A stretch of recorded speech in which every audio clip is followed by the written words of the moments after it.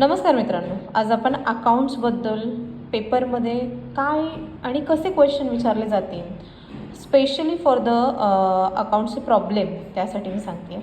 तुमचा paper pattern म्हणजे पहिला क्वेश्चन तर तुमचा 20 मार्क्सची जी काही fill in the blanks true and false त्याच्यावरती असेल. त्यानंतर आपला क्वेश्चन नंबर 2 आहे. क्वेश्चन नंबर 2 हा ॲडमिशन ऑफ पार्टनर त्याला ऑर रिटायरमेंट ऑफ पार्टनर असेल. हे बघा, ॲडमिशन ऑफ पार्टनर आणि त्याचा ऑर असेल रिटायरमेंट ऑफ पार्टनर.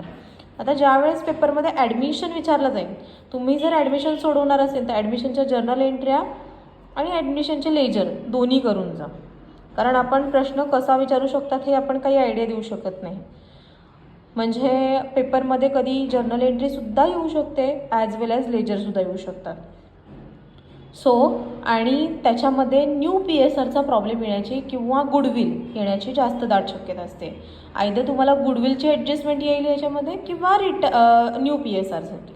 ठीक आहे. रिटायरमेंटमध्ये सुद्धा तुम्हाला मी सांगते आहे की त्याच्यामध्ये प्रश्न विचारला जाईल जर्नल एंट्री किंवा लेजर.